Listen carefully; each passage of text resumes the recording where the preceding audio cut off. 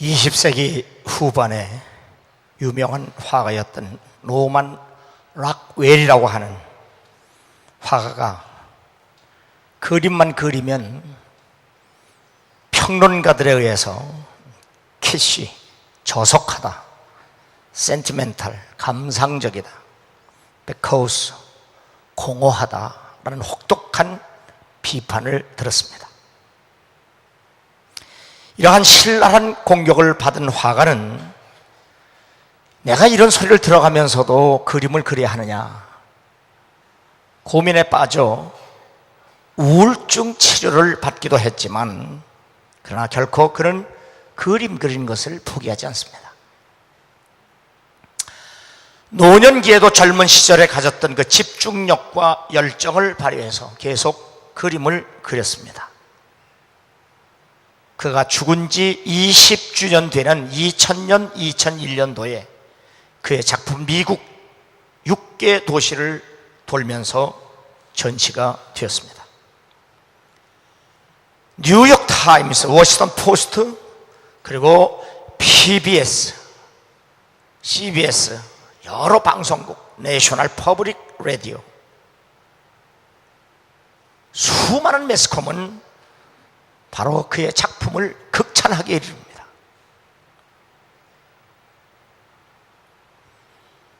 그리고 그의 모든 예술성, 그리고 일생, 다큐멘터리로, 그리고 그의 모든 작품을 아트 인 아메리카는 집대성에서 특집 기사를 만들기도 했습니다. 쉽게 얘기하면 그가 죽은 지 20년 만에 그의 작품은 빛을 내기 시작했습니다. 구세군의 창시자 윌리엄 부스는 일찍이 기독교의 위기를 이렇게 예언합니다. 다가오는 세계의 가장 큰 위험은 성령 없는 신앙, 그리스도 없는 기독교, 회개 없는 사죄, 거듭남 없는 구원, 지옥 없는 천국이 될 것이다. 100년 전에 얘기하는 겁니다. 그런데 그가 말한 대로 지금 우리가 살아가는 이 세대에 바로 이런 위기가 찾아왔습니다. 오늘 성경 말씀에 인자가 올 때 세상에서 믿음을 보겠느냐? 예수님도 기도 없는 그리스도인, 믿음 없는 교회를 지적하고 경고하신 겁니다. 같은 100년 전의 사람 A.W. 토저는 현대교회가 왜 이렇게 세속화되었느냐, 그 이유에 대해서 기도하지 않는 사람이 기도하자고 하고 또 기도하지 않는 사람이 기도에 관한 글을 쓰고 성령 받지 못한 사람이 성령에 대해서 설교하기 때문이다. 제가 이분의 책을 개인적으로 자주 읽고 좋아하는데요, 이 대목에만 가면 저도 이 구절에서 자책을 느끼면서 하나님께 기도하면서 책을 읽어갑니다.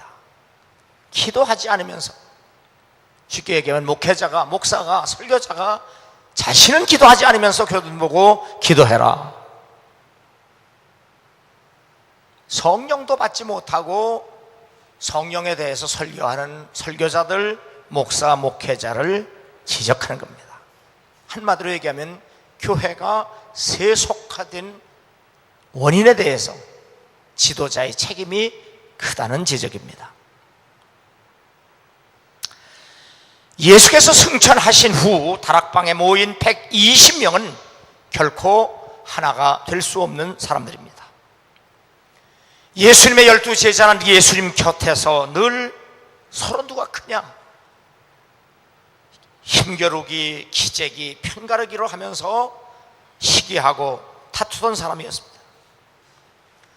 예수님의 어머니 마리아와 막달라 마리아 그리고 다른 여자들은 신분의 차이로 결코 한 곳에 있을 수 없었던 사람들이었습니다.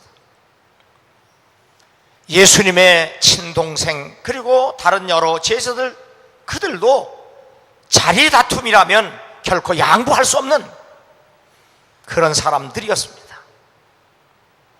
더군다나 예수님이 십자가에 피 흘려 돌아가실 때 예수님의 12 제자는 다 배신하고 도망을 갔습니다. 그런데 그 십자가 밑에서 끝까지 눈물로 십자가 밑을 지켰던 여인들이 도망갔던 제자들을 어떻게 존경하고 어떻게 그들을 따라갈 수 있겠는가, 우리는 상상해 볼 수 있습니다. 바로 그러한 120명이 다락방에 모여 마음과 뜻을 모아 전혀 기도에 힘썼다고 성경은 우리에게 말씀해 주고 있습니다.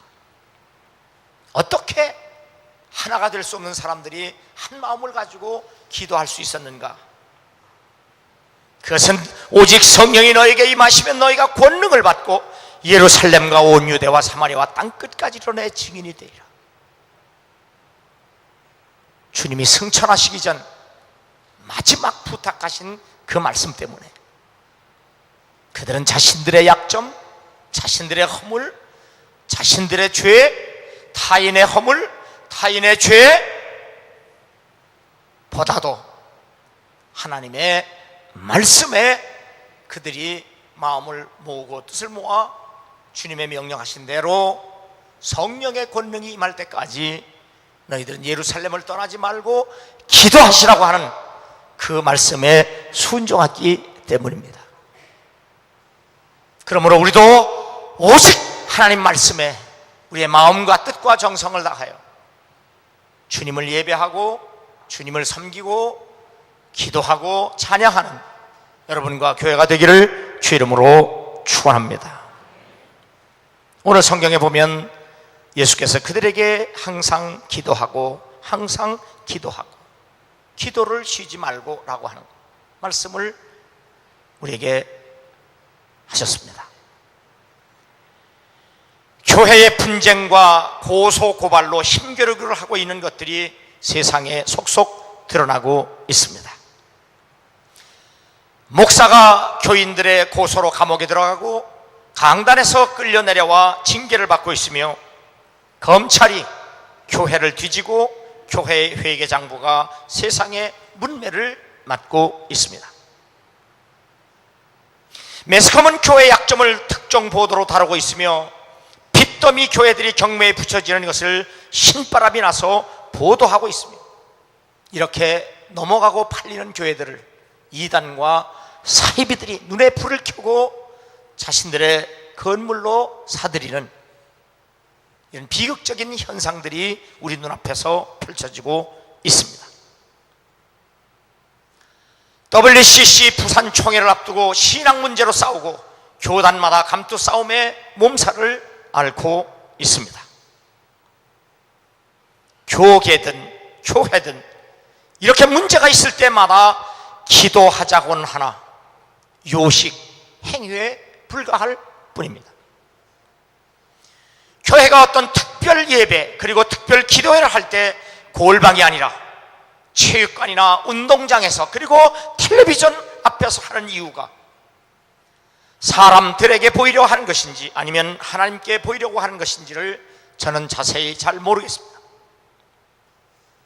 장소가 문제가 되지 않는다고 할지라도 결과는 하나님께 예배하고 기도했다면 성경에 기록된 모습으로 변화되어야 하지 않은가, 저는 그렇게 생각을 합니다. 사도행전 3장 16절에 보면 예수님을 만난 사람이 변화된 것에 대해서 분명하게 기록해 주고 있습니다. 그 이름을 믿음으로 그 이름이 너희가 보고 아는 이 사람을 성하게 하였나니 예수로 말미암아 난 믿음이 너희 모든 사람 앞에서 이같이 완전히 낫게 하였느니라.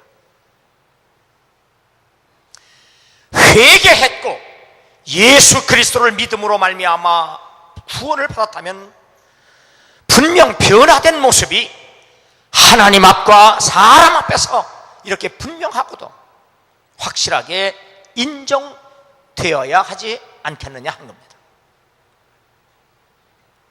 그렇지 않다면 아무리 새벽에 수천 명이, 수만 명이 모였다고 떠들어대도 그것이 무슨 의미가 있겠는가 하는 겁니다. 이 흰옷 입은 자들이 누구며 또 어디서 왔느냐? 이는 큰 환난에서 나오는 자들인데 어린 양의 피에 그 옷을 씻어 희게 하였느니라.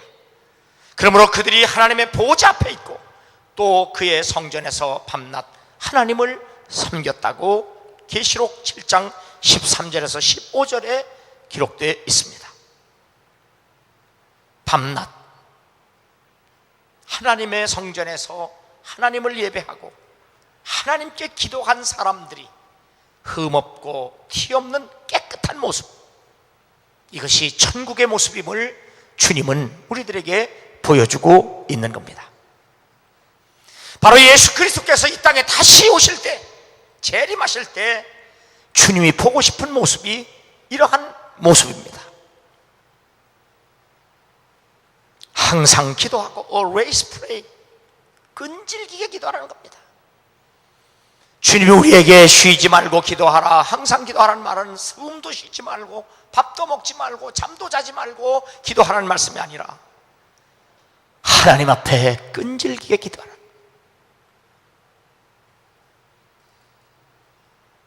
예수께서 겟세마네 동산에서 십자가를 지시고 기도하실 때 힘쓰고 애써 더욱 간절히 기도하시니 땀이 땅에 떨어지는 핏방울 같이 되더라. 얼마나 간절하게, 얼마나 열심으로, 얼마나 마음과 뜻을 다하여 기도했으면 땀이 흐르는데 그것이 핏방울처럼 떨어지듯 그렇게 했겠는가. 제가 새벽 기도를 인도하고 철야 기도 인도할 때 새벽에 나오는 것도 쉽지 않고 밤잠을 자지 않고 교회 나와서 기도하는 것 쉽지 않습니다. 제가 기도를 인도하면서 이렇게 눈을 뜨고 성도들의 기도하는 모습을 보면 아무리 귀한 시간에 나왔다고 할지라도 좀 예수님처럼 이렇게 간절하게 열심으로 좀 그렇게 기도하면, 물론 기도는 하나님께 하는 거지만 그 기도하는 모습을 보는 사람에게도 감동이 돼야 되거든요. 참 간절하다. 그런데 그날 금요일 속회가 돼서 잔뜩 먹고 와서 거물 기도했다 안 했다 하품했다, 그냥 배는 나와가지고 숨은 차고, 그걸 보면 감동이 안 되고요, 막 속에서 막 뭐 치밀어요. 졸다 떴다. 우리 한번 옆 사람 인사합시다. 기도하려면 열심히 한번 하자. 응? 좀 결사적으로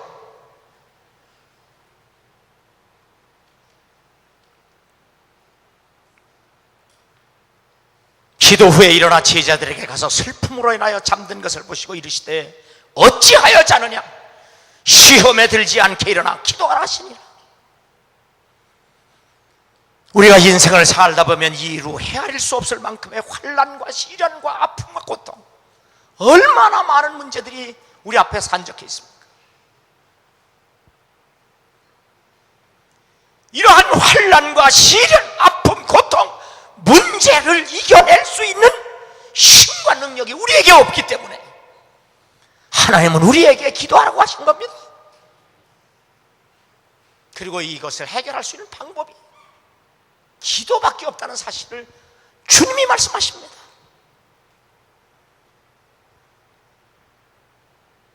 그래서 사도 바울도 환난을 많이 겪고 있는 데살로니가 교회를 향하여 쉬지 말고 기도하라. Be pray continually. 쉬지 말고 기도해라. 환난 앞에 너희가 기도하지 아니하면 환난에 함몰된다. 환난을 이길 재간이 없다. 내가 도와줄 테니 기도해라.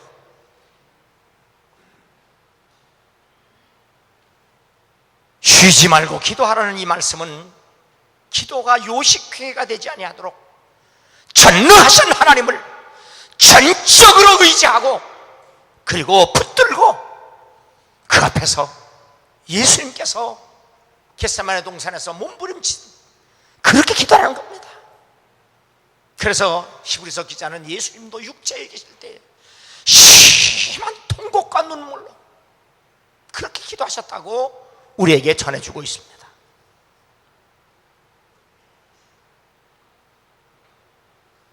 기도는 예수의 숨이고 생명이며 성령의 능력과 역사이기 때문에 더 이상 여러분의 기도가 감상이 아니라 하나님 앞에 부르짖고 절규하는 살아있는 기도가 될 수 있기를 주의 이름으로 축원합니다. 오늘 짐을 나서기 전 기도하리라. 오늘 받을 은총위에 간구하리라. 기도는 우리의 안식 빛으로 인도하리. 감히 캄캄할 때 기도 잊지 마세. 마음에 분노 가득할 때 기도하리라.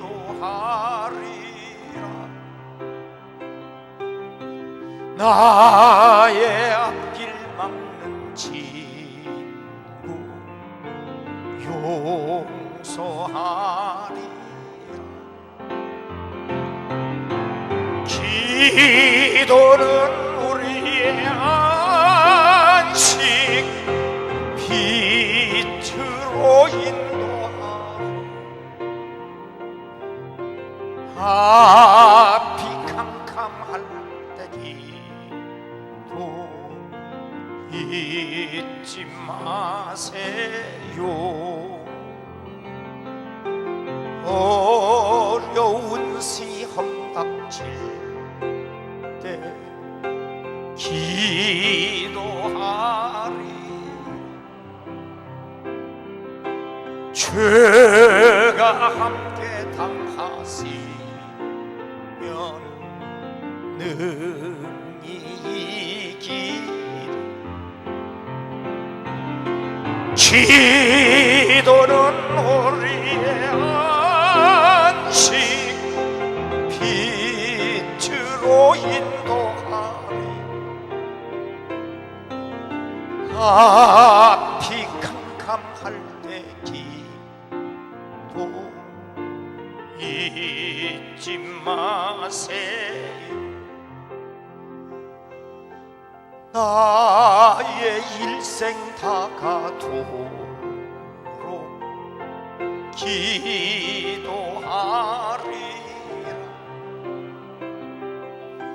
주께 맡긴 나의 생애 영원하리라. 기도는 우리의 안식 빛으로 인도하리.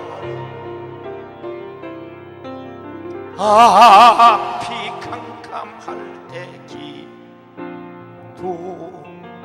잊지 마세요. 하나님께서 그 밤낮 부르짖는 택하신 자들의 원한을 풀어주지 아니하시겠느냐? 그들에게 오래 참으시겠느냐? 내가 너에게 이르노니 속히 그 원한을 풀어주시리라. 기도는 이론이 아닙니다. 기도는 실력이에요. 그 유명한 화가 그림만 그려놓은 비평가들의 그 소리를 들으면서 수모를 당하고 오죽하면 우울증까지 걸렸겠어요. 그래도 그가 그림 그리는 것을 포기하지 않을 수 있었던 것은 그의 실력이에요.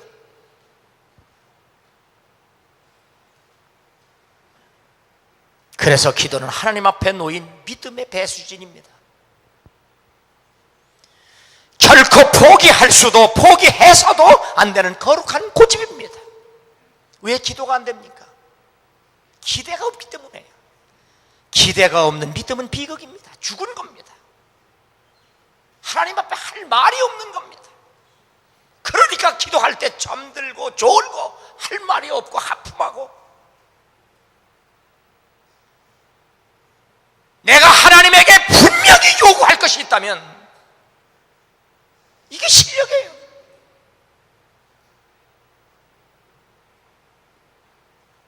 우리에게 응답하시는 분이 기도하라고 하시는데 이게 순종입니다. 그래서 믿음이 기도이며 기도가 믿음이 되어야 합니다. 그래서 기도는 전적으로 믿음에 달려 있습니다.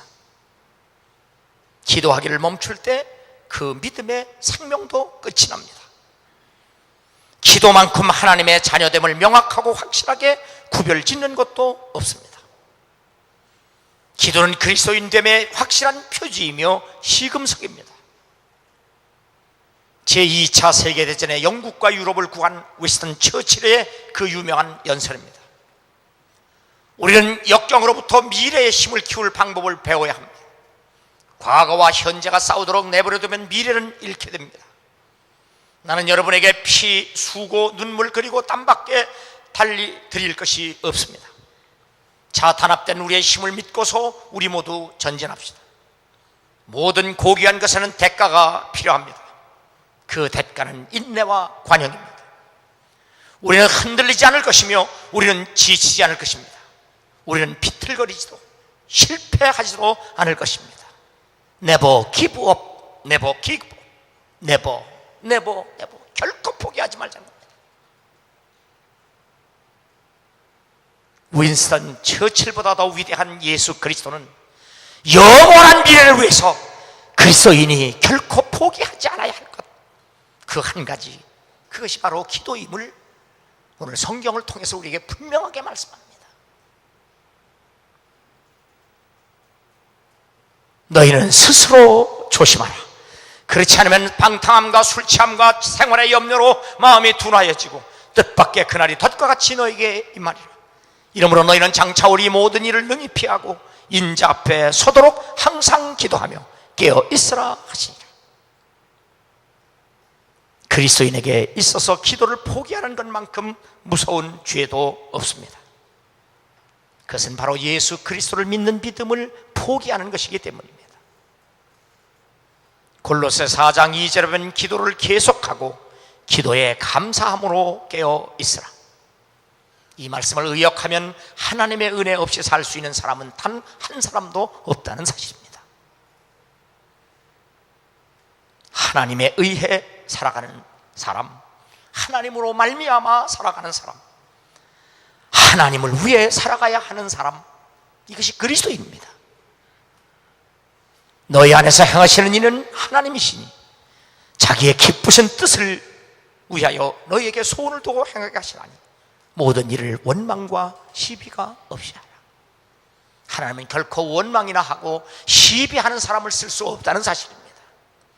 하나님이 쓰시는 사람은 어떤 사람이냐? 바로 끈질기게, 간절하게, 포기하지 않고 쉬지 않고 기도하는 사람을 하나님은 기꺼이 쓰시겠다고 약속하신 겁니다. 너희 안에서 착한 일을 시작하시니까 그리스도 예수의 날까지 이루실 줄 우리가 확신하노라. 하나님에게 끊임없이 그리고 하나님에게 끝까지 쓰임받는, 불평이나 하고 원망해 하는 자가 아니라 기도해서 쓰임받는 여러분 될 수 있기를 주의 이름으로 축원합니다. 결코 기도만은 포기하지 않는. 그래서 제가 철야 때 교인들이 그렇게까지 얘기했어요. 아담과 하와가 범죄하고 하나님으로부터 도망갔지 않느냐. 우리가 예수 믿는 사람일지라도 때로는 넘어지기도 하고 쓰러지기도 하고 죄를 짓기도 한다. 죄를 지었을지라도 도망가지 말고 하나님 앞으로 나가라. 주 앞으로 나가라. 죄를 지었을지라도 주 앞에 나가. 자복하고 회개하고 기도해서 하나님의 은혜를 회복하고 하나님이 주시는 복을 받아라. 그러므로 그리스도인들이 결코 포기하지 말아야 할 것, 그것이 바로 기도임을 믿고 이것이 주님이 우리에게 약속하신, 부탁하신, 명령하신 소중한 진리임으로 받아들이고 기도로 승리하는 여러분 되기를 주 이름으로 축원합니다. 예수께서 그들에게 항상 기도하고 낙심하지 말아야 할 것을 비유로 말씀하시니라. 기도하며 낙심하지 말라는 겁니다. 분명히 본문은 기도에 대한 비유입니다. 그런데 성경을 읽고 보면 마지막에는 믿음으로 끝이 납니다. 그래서 복음서는 기도와 믿음을 동의어로 쓰고 있다는 사실을 우리가 발견하게 됩니다. 이유는 기도가 믿음이며 믿음이 기도이기 때문입니다. 믿음 없는 기도, 기도 없는 믿음은 결코 존재할 수 없습니다. 그러므로 기도하기를 멈출 때 그 믿음의 생명도 끝이 나고 맙니다. 기도는 하나님께 우리의 믿음을 보여드리는 것이고 세상에게 하나님을 보여드리는 것이 됩니다. 하나님만이 산을 옮기실 수 있으나 믿음과 기도는 그 하나님을 움직일 수 있는 실력입니다. 그러므로 내가 너에게 말하노니 무엇이든지 기도하고 구하는 것은 받은 줄로 믿으라. 그리하면 너에게 그대로 되리라. 이렇게 믿음의 기도는 하나님의 약속을 실현하고 소유하고 취하는 것이며, 믿음의 기도는 하나님을 지각하고 교제하며 경험하고 확신하는 것이 됩니다. 그래서 천국은 침노하는 자의 것이라고 말씀한 겁니다. 나 자신의 믿음은 세월이 갈수록 더 온전해지는가, 성장하는가, 아니면 약해지는가? 불법이 성행하고 사랑이 식어가는 지금에도 믿음은 여전히 굳게 서 있는가? 신앙이 형식화되고 세속화된 지금에도 내 믿음의 영향력은 아직도 건강한가? 그렇지 않다면 그것의 주범은 낙심입니다. 낙심은 곧 불신앙입니다. 아무것도 염려하지 말고 다만 모든 일에 기도와 간구로 너희 구할 것을 감사함으로 하나님께 아뢰라. 그리하면 모든 지각에 뛰어난 하나님의 평강이 그리스도 예수 안에서 너희 마음과 생각을 지키시리라. 걱정과 근심은 우리의 생각과 마음을 마비시키는 불신앙의 악성 바이러스입니다. 우리의 마음과 생각을 하나님의 은혜와 평강으로 채우게 하는 것, 그것은 바로 말씀과 기도밖에 없습니다. 이르시되 기도 외에 다른 것으로는 이런 종류가 나갈 수 없느니라. 귀신과 싸워야 할 우리, 세상과 싸워야 할 우리, 육신의 저격과 싸워야 할 우리가 이 모든 것으로부터 승리할 수 있는 비결은 믿음의 기도밖에 다른 방법이 없다는 사실을 믿으시기 바랍니다. 기록된 바 내 집은 기도하는 집이 되리라 하였거늘 너희는 강도의 소굴을 만들었도다 하시니라. 기도는 이렇게 장소와 때, 기회와 환경과 관련이 있습니다. 하나님께 예배하는 것, 성전을 모든 죄악되고 세상적인 용도와는 분리된 거룩한 것입니다. 기도가 예배이기 때문에 하나님의 집은 예배를 위해 구별된 것입니다. 성전은 평범한 곳이 아니며 하나님이 거하시는 곳이고, 하나님께서 성도들을 만나주시고 성도들의 예배를 기뻐하시기 때문입니다. 창세기 31장 13절에 보면 나는 베델의 하나님이라. 네가 거기서 기둥에 기름을 붓고 거기서 내게 서원하였으니 지금 일어나 이곳을 떠나서 내 출생지로 돌아가라.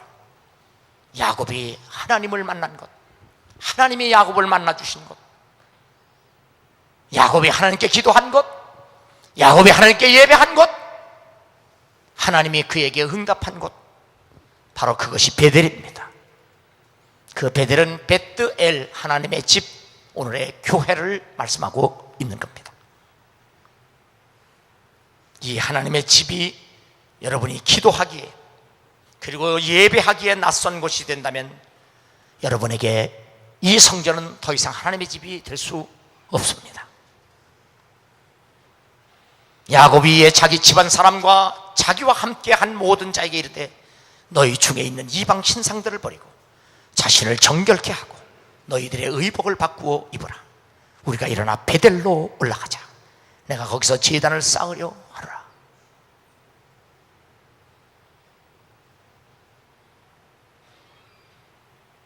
저도 3대째 예수를 믿는 가정이지만 가정의 모든 일들이나 모든 삶이 참 어렵고 힘들 때 제가 은혜를 받았습니다. 그리고 아버지, 어머니, 우리 형제들, 제가 막내인데 시집간 누나들까지 다 바로 이 자리입니다. 한 집에 모아놓고 우리 온 가족이 하나님 앞에 바로 서자. 그 당시 우리 매부가 목사였는데 일주일을 저희 집에서 가정 붕해를 했습니다.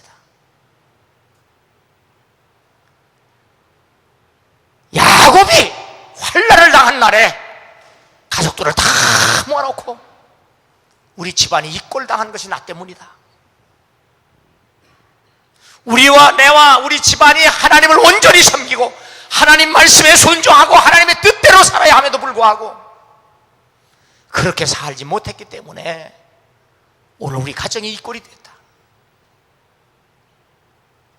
자식들은 살인자가 되고 딸은 윤간을 당하고 우리 부부는 이방 땅 사람들에 의해서 지금 죽임을 당할 직전이다. 내가 오늘 하나님의 음성을 들었다. 내가 너에게 베델에서 만나자고 했는데 왜 너는 세금 땅에 아직도 머뭇댔냐. 자, 하나님을 만나기 위하여 베델에 가기 위하여 우리가 해야 할 일이 있다. 우상을 타파하자. 하나님 앞에 철저히 회개하자. 그리고 새 옷으로 바꿔 입자.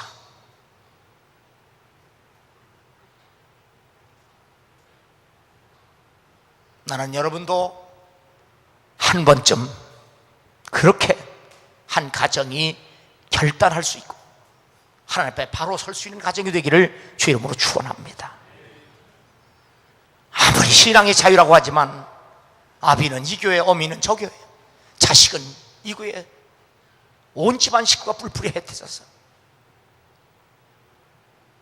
할 수 있다면 한 제단에서 한 가족이 함께 하나님을 섬기고 예배하는 여러분 되기를 주 이름으로 축원합니다. 하나님께서 이러한 믿음의 가정, 기도하는 가정, 예배하는 가정을 보고 싶어 하십니다. 내게 나타났던 하나님께 거기서 제단을 쌓으라 하노라. 내 출생지에 돌아가라. 바로 우리 믿음의 사람의 출생지는 내가 주님을 만난 바로 성전, 그것이 바로 우리의 고향입니다. 그 제단이 바로 우리의 고향입니다.